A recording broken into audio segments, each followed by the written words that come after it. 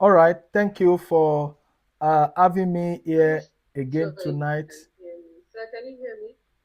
Yes, I can hear you, but seems that the network is somehow. So I'm not. Yes, I. It's like something is like it's breaking, so I'm not really able to hear clearly. So, however, my name is Tunji Adeboyejo. I'm a writer, a speaker, an author. I've written 19 books. I um, I'm a pastor by the grace of God in the Redeemed Christian Church of God. I've served as a regional youth evangelist in RCCG for about 10 years, and I was also privileged to be the chairman and coordinator of the RCCG National Youth Evangelist before my relocation into the UK in the year 2022, having handed over that office to Pastor Daniel Olawande, who has also handed over to somebody else now. I live here in the UK, and I do a lot of other things apart from being in ministry. I teach people, I train people. I'm also a publisher.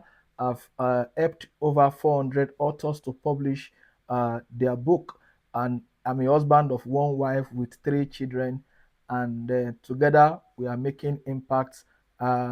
Together, myself with my team, we run the Young Leaders Academy that we together are here today. Thank you for having me. God bless you. You're welcome once again. And I like the fact that you wear a lot of hats, but I also like you to give us a little information. Knowing that leadership has become a defining part of your identity, how did you intentionally build this image and personal brand of leadership? All right. I would say that for me, I am a student of leadership.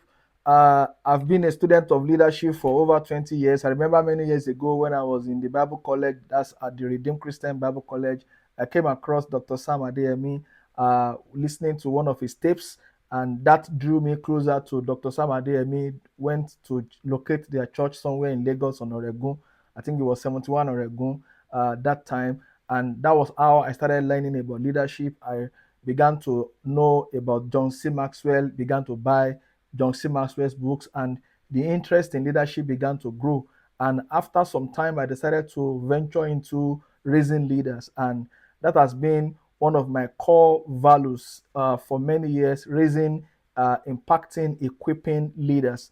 And I will say that I started like organizing conferences in eateries. I remember back in Ado Ekiti, I was organizing what I call Uncommon Leader Summit, where I would just put two, three people inside an eatery, and we'll just be talking about leadership. We eat meat pie, we take drinks, and I'll teach them from John C. Maxwell's book, 21 Irrefutable Laws of Leadership. And that's how this began. And of course, by the grace of God, we have raised thousands of leaders over and across boards, both in Nigeria, outside Nigeria, and different parts of the world. I believe that leadership is influence, nothing more, nothing less. You know, everyone is a leader. There is a leader in everyone. If you you have a junior brother, then you are the leader to that your junior brother. If you have a younger staff in your organization, then you are the leader to that younger staff. So wherever you find yourself, you are a leader. So, and I believe that that everything rises and falls on leadership. Where leadership has failed, then the entire nation, the entire company, the entire organization has also failed. Now, if you see any failure arising anywhere, ask the leader, because leadership is the essence of life. You know, why we have what we have in our country and in different parts of the world today is because of the leader. The leader defines the future. The leader drives the future. The leader equips the future. Without a leader, we will not have a direction, because the leader creates and gives the path for leadership. And that's why today we have the Young Leaders Academy, because that's where we raise, equip, and empower leaders, and we release them to become a better version of themselves. Thank you.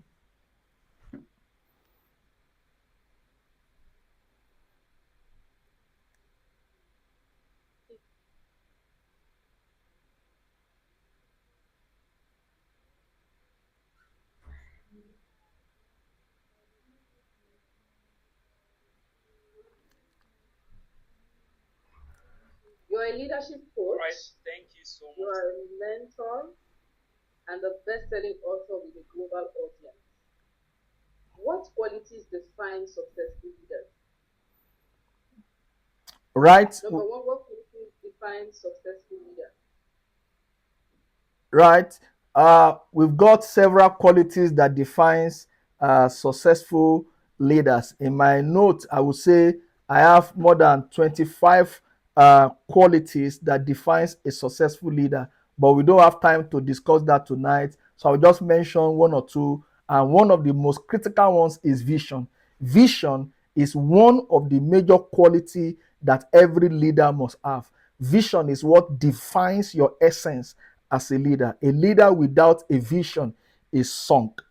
A leader without a dream is sunk. A leader without a vision goes nowhere. Without a vision, you are a nobody. Without a vision, you lack direction. Without a vision, you lack focus. Without a vision, you lack the identity of a brighter and a better future. Because it is vision that defines the essence of your leadership and defines the essence of your life. So, one major critical ingredient that every leader must possess is the creative power of vision. Many years ago, I read a book of blessed memory, Miles Monroe, The Principle and Power of Vision. If you want to grow as a leader, find that book and read. I read that book, and that book changed the orientation of my life. The principle and power of vision. Vision is what set the pace for the future.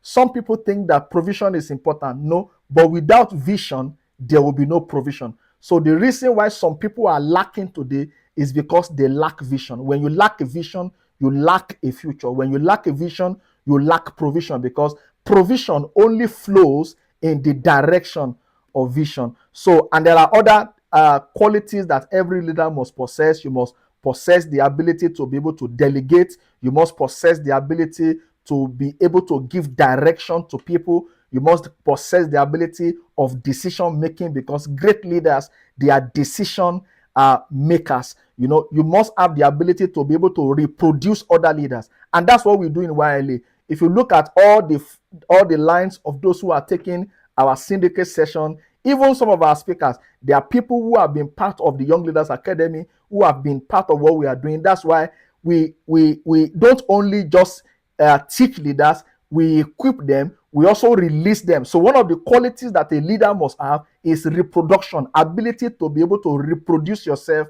in other people. Thank you. Thank you very much, sir. And guys, I hope you can hear reproduction keeps coming up. This is about the third time reproduction is coming up again. Thank you very much, sir, for that answer. And then I would like to ask further, what qualities help mentees transition into successful leaders? Now that we are based on producing more leaders, how do we help mentees transition into successful leaders?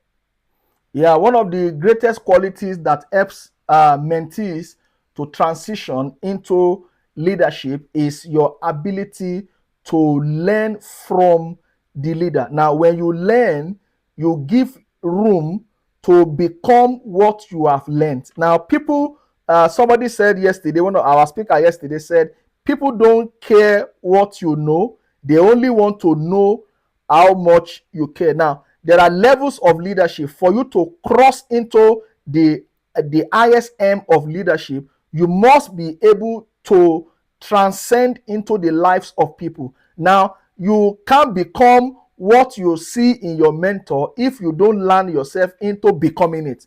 And that's very, very important. So if you look at Elijah and Elisha, you saw that what Elijah told Elisha, he said, if you can see me when I'm being caught up, he said, the mantle will fall on you. There were many things that Elisha supposed to take from Elijah, which he didn't ask Elijah for, because if he only gained access to the mantle, he will gain access to everything. So you want to transition from where you are to where you want to be, or where your mentor is, or grow beyond your mentor, because you can grow beyond your mentor. There's a level you must get to that you begin to sit at the same level with your mentor. Now, what transition you is your ability to learn. Unfortunately, today, we have many young people, when they say they are looking for mentors, what they are trying to get is how their mentor is going to benefit them. So, and that's why they lose focus. So to transition into that level, You must go beyond and overboard to understand how leadership works and how you can transcend into becoming a better leader, even growing beyond what your mentor knows. And that's very, very key and very important. Thank you very much, sir. The ability to learn, that's so profound. So, as a leader with followers, do you have a mentor? Yes, I have mentors. I don't have just one mentor.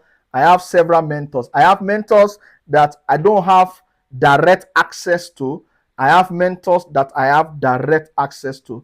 I have mentors that I only read their books, and one of them is John C. Maxwell. Now, when you say you are following somebody and somebody is mentoring you, you must be able to gain access into the mind. I mean, to gain access to the extent that you know the almost like the day-to-day activity of that your mentor, even though you have not met. I remember some time ago, I think last year, when I met with Dr. Sam Adeyemi here in London, and we were talking. I've met him for many years. I've had an encounter with him about 3 times before. By the time we were meeting again in London, he doesn't know, does he even recognize me like that? But just at our meeting point, mentioning one or two things, he could quickly grab that, oh, I've met this person again. I've met this person before. What does that simply mean?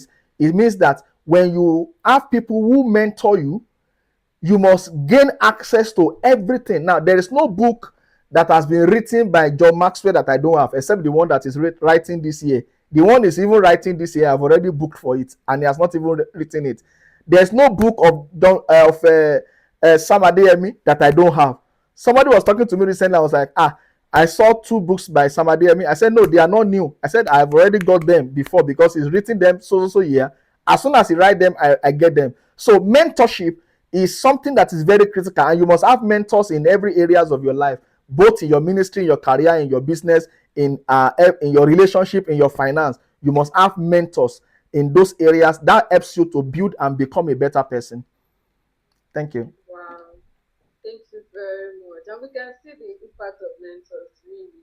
So, one final question for tonight. Now that we have started talking about mentors and mentees and production, what principles or practices would you advise aspiring leaders to prioritize in order to truly thrive in leadership? Yeah, one of it is learning, ability to learn.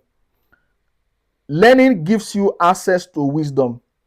You must be a reader, because a reader today, a leader tomorrow. A reader today, a leader tomorrow. A reader today, a leader tomorrow. I stumbled on a post on Facebook recently. Somebody said, no, don't read John Maxwell's book because it won't allow you to do this, all this. See, most of people that say that, they lack wisdom. So one of the things that you must build is the ability to learn.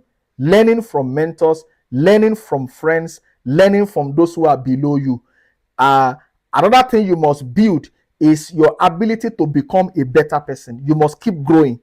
You must keep growing. My book, Personal Growth, talks more about that. You must keep growing. You must keep developing yourself to become a better person. There is no level that you will get to that you will say you have learned all that you need to learn. You don't want to grow again. The day you stop growing is the day you start dying. Thank you once again. Thank you very much, sir. I'm grateful. We are all